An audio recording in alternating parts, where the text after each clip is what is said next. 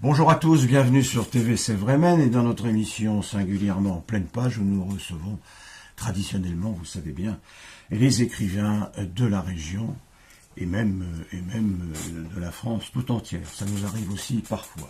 Aujourd'hui, notre invité Ismaël Ben Mesbah. Bonjour. Bonjour, c'est bon. Bienvenue avec nous. On vous reçoit à plusieurs titres, géographiquement d'abord, puisque vous avez été très longtemps à Rezé, tout près de Nantes, en tant qu'élu de cette bonne ville de Rezé. Et maintenant, vous êtes devenu, je crois, vendéen, puisque vous nous arrivez de Saint-Gilles, crois-tu. Oui, vendéen de cœur.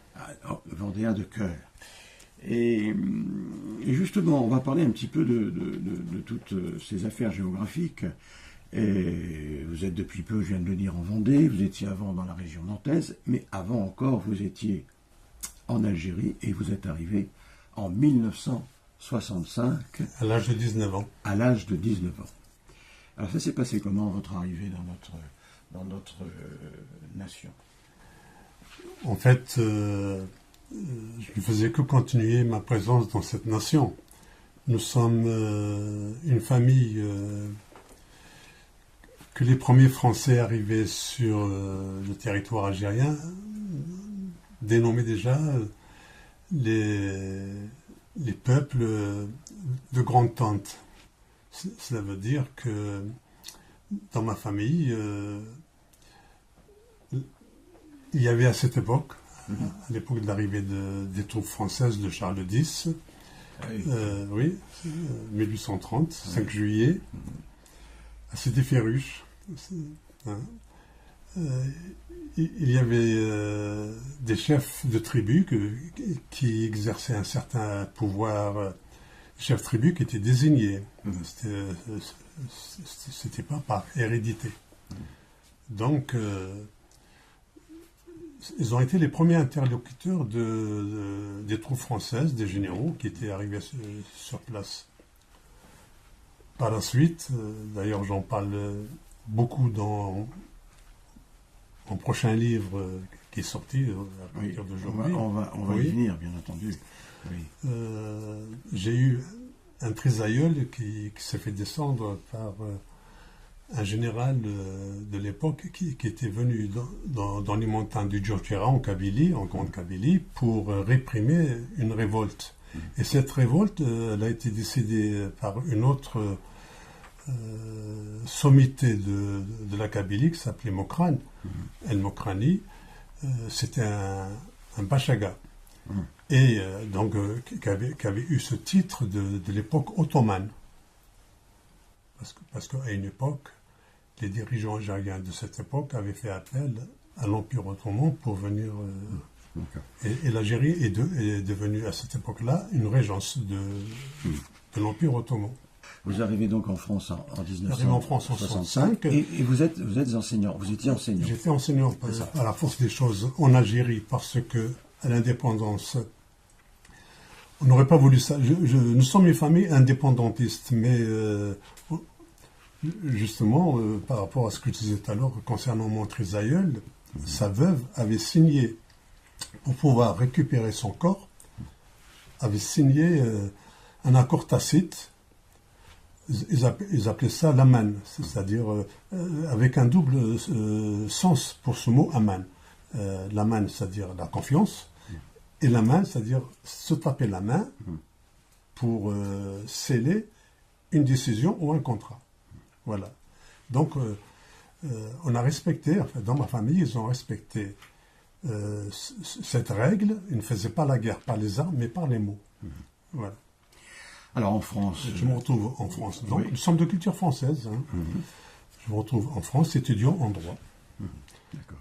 Et j'étais parti à la suite du coup d'État du colonel Boumedienne contre le premier président de l'Algérie indépendante, Ben Bella. Ben Bella à l'époque, voilà.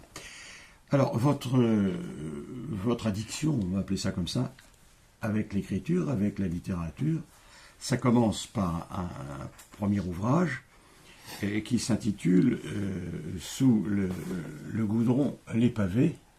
Bon. C'est une chronique d'une banlieue oubliée. Évidemment, ce titre-là nous rappelle le fameux slogan de mai 68, Sous les pavés, la plage. J'imagine que vous avez fait un petit peu Alors, ça c'est un premier livre. C'est édité chez... quel est votre éditeur? Eddy Livre, en effet. Vous avez un seul éditeur, d'ailleurs, c'est celui-là, toujours. Donc, Sous le goudron, les pavés. Alors, qu'est-ce qui s'est passé? C'est une chronique, mais c'est pas du tout romancé. Ce n'est pas romancé. Par rapport à tous les retours que j'ai eus dans les salons du livre des gens qui l'avaient acheté l'année d'avant et qui sont venus me voir par la suite, m'en ont parlé. Et la plupart me disent que j'ai une écriture cinématographique. Ça vient aussi du fait que j'ai fait, parallèlement à mes études en droit, j'ai fait le Conservatoire indépendant du cinéma français sous la houlette de Marc Kilissi, que vous devez sans doute connaître, c'est un metteur en scène. Et donc, j'ai acquis, par la formation dans ce conservatoire, cette façon d'écrire, d'aller au plus près et au plus direct. Voilà. Qu'est-ce que ça vous a apporté personnellement, l'écriture de ce livre, de cette chronique d'une banlieue oubliée? Justement... Alors, il s'agit de quelle banlieue? Cette banlieue, je l'ai appelée la Cité des Frênes. Oui. Mais étant donné que je m'étais engagé j'ai fait une immersion dans cette banlieue, donc je m'étais engagé auprès de ceux que j'ai eus, qui m'ont reçu, que j'ai eu comme interlocuteur, de ne pas citer le vrai nom de cette banlieue. Mais enfin, en fait... C'est autour de Paris, non? Autour de Paris. De Paris. Bon, déjà, on va arriver à trouver. Voilà. En fait, on peut retrouver ça dans n'importe quelle banlieue de France et de Navarre, d'une part. Et Sous le goudron, les pavés. C'est un slogan qui était inscrit dans cette cité sur un banc en béton.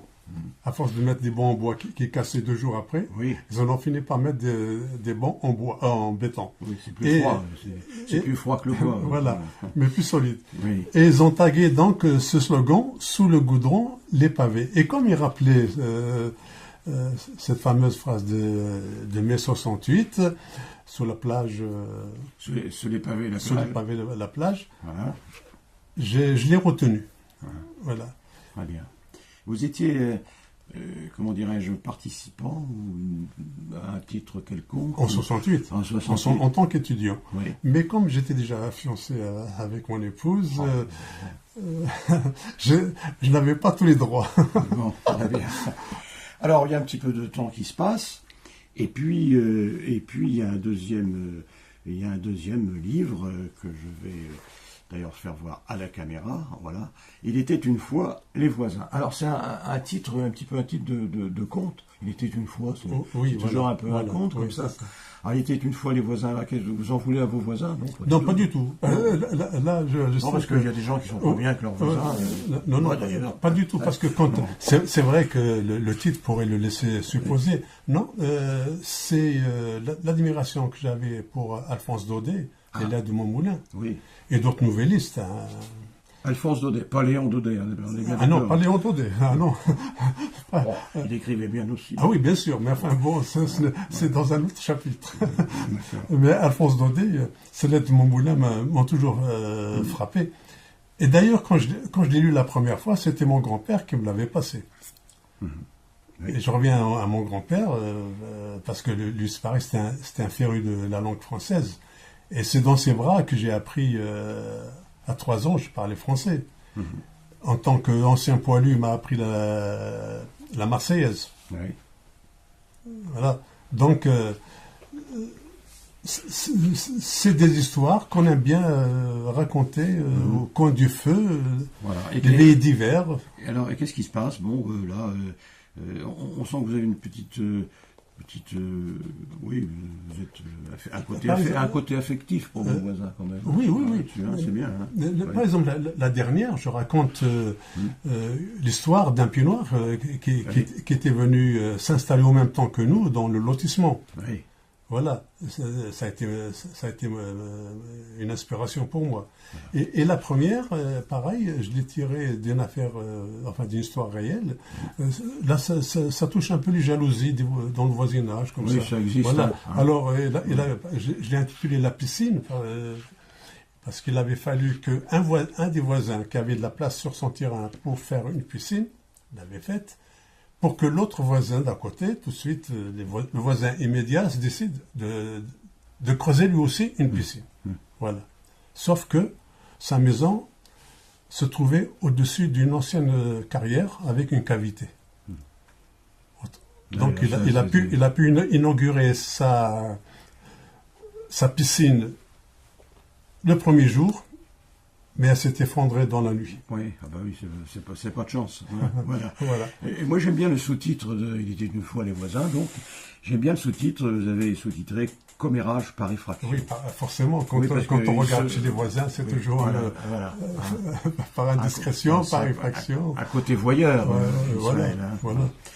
Bien, et puis alors le dernier, avant celui qui va sortir, mais qui n'est pas encore en librairie, le dernier de vos ouvrages, La Démesure. Alors ça, c'est un roman. Donc j'observe que vous touchez un peu tous les genres. Je touche à tout.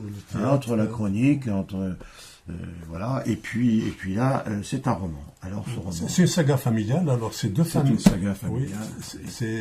Oui, l'héroïne, c'est une avocate, Delphine de la Morinière. Ah. C'est deux châteaux qui se trouvent dans la Brie. Mais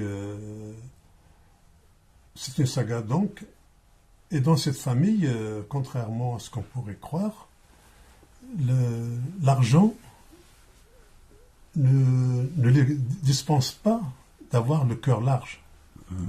Voilà. Aussi bien l'une que l'autre. Alors, Delphine de la Morinière est la petite fille d'un riche industriel dans la métallurgie.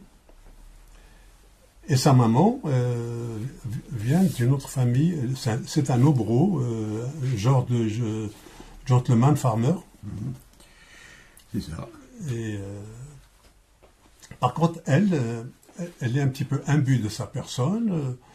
L'aristocratie, il n'y a que ça de vrai. Il ne peut y avoir que des gens qui réussissent par leur travail et non pas par l'assistanat, parce qu'elle voit des assistés partout. Voilà. Bien. Toujours chez le même éditeur. Alors évidemment, oui. Voilà. Alors évidemment, elle est d'une beauté fatale. Elle le savait. Ce qui était pour elle une carte de visite. Oui. Puis ça aide parfois dans les affaires. Absolument. Les beautés fatales. Absolument. Et puis dans cette famille, tout le monde a réussi. Mais en restant simple. Parce qu'il y avait des valeurs morales universelles que les grands-parents, les parents veillaient à ce qu'elles soient respectées. Voilà. Je rappelle le titre, La Démesure, donc, toujours chez Edilib, le même éditeur. Et puis alors, voilà quelque chose qui m'intéresse particulièrement, c'est que aussi dans votre travail d'écrivain, vous avez écrit une pièce de théâtre qui s'appelle Le Trompeur trompé. Je ne sais pas si on le voit, le trompeur trompé à la caméra. Pièce de théâtre, Le Trompeur trompé, c'est un titre à la Molière, ça. Hein oui, comme ça on voit bien. C'est voulu, c'est le but, c'est le but recherché. Oui. On pense le trompeur arroseur arrosé. Voilà, arroseur arrosé. Le pédant joué, attention aux contrepétries, entre parenthèses. Et donc ça fait, voilà, vous êtes amoureux du XVIIe siècle à ce point. Oui, mais disons, voilà, j'étais étudiant, j'avais rendez-vous avec des copains quartier latin, dans un café. J'arrive, je venais d'acheter Historama parce que il y avait dans cet Historama un livre, un article qui parlait de l'Algérie de Massu. Bijard, Massu, ça m'intéressait. Je l'ai acheté.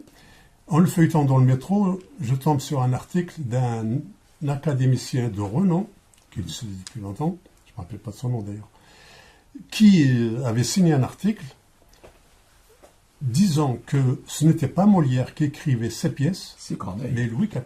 Ah, et on m'a dit Corneille aussi. Lui disait Louis XIV. Ah oui. Voilà.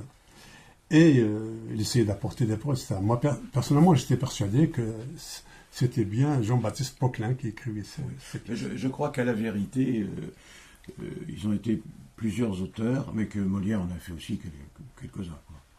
Mais c'est vrai que cette légende court, Louis XIV avait écrit, mais Corneille également. Oui. Parce que Corneille était